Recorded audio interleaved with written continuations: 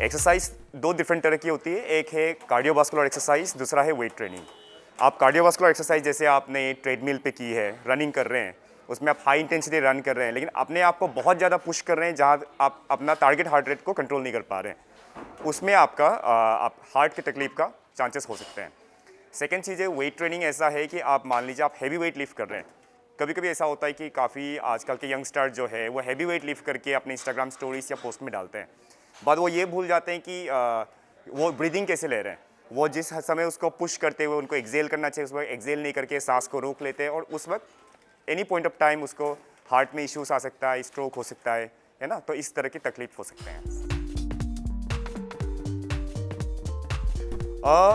Heavy exercise के नुकसान नहीं है अगर हम बोला जाए तो, लेकिन अगर वो गलत तरीके से किया जाए तो नुकसान ज़रूर है।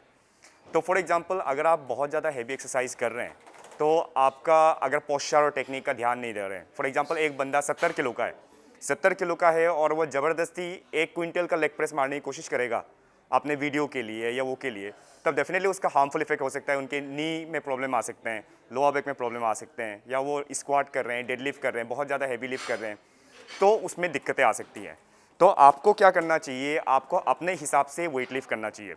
काफ़ी लोग होते हैं कि जो हैवी वेट लिफ्टर्स होते हैं, जैसे पावर लिफ्टर्स होते हैं, वो सालों से ट्रेनिंग करते हुए आया होता है। तो वो सालों से ट्रेनिंग करते हुए आए हैं, तो उनको टेक्निक पता है, उनको पोस्चर पता है, उनको ब्रीदिंग सब कुछ पता है, और उस हिसाब से उनका स्ट्रेंथ डेवलप हो चुका है। लेकिन हमारे यंगस्टर्स क्या करते हैं, वो जैसे ही जिम जाना शुरू करते थे 1-2 महीने में ही वो फिर बहुत ज़्यादा हैवी लिफ्ट, ईगो लिफ्टिंग करना स्टार्ट करते हैं, तो उसमें हैवी लिफ्टिंग से आपको तकलीफ हो सकती है।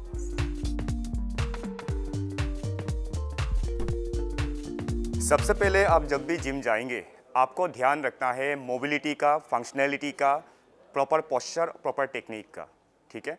तो जब भी आप जाएं आप सीधा मशीन पे उठ के आप हैवी वेट लिफ्ट करना स्टार्ट मत कीजिए, ओके। आपको करेक्ट टेक्निक जानना बहुत ज़रूरी है, किसी भी एक्सरसाइज का करेक्ट पोस्चर जानना बहुत ज़रूरी है, क्योंकि वर्कआउट जितने ही फ़ायदेमंद है उतने भी नुकसानदायक भी हो सकता है अगर आप उसको गलत तरीके से करें। तो आपको ये ध्यान रखना है कि स्टार्टिंग आप बेसिक फंक्शनलिटी से कीजिए, ताकि आपका फंक्शनलिटी में, आपका शोल्डर में मोबिलिटी में इंप्रूवमेंट हो, नी जॉइंट में मोबिलिटी में इंप्रूवमेंट हो, है ना, तो बैक में इंप्रूवमेंट हो। You should not be directly going, सीधा जाके आपको हैवी वेट लिफ्ट करना स्टार्ट नहीं करना चाहिए।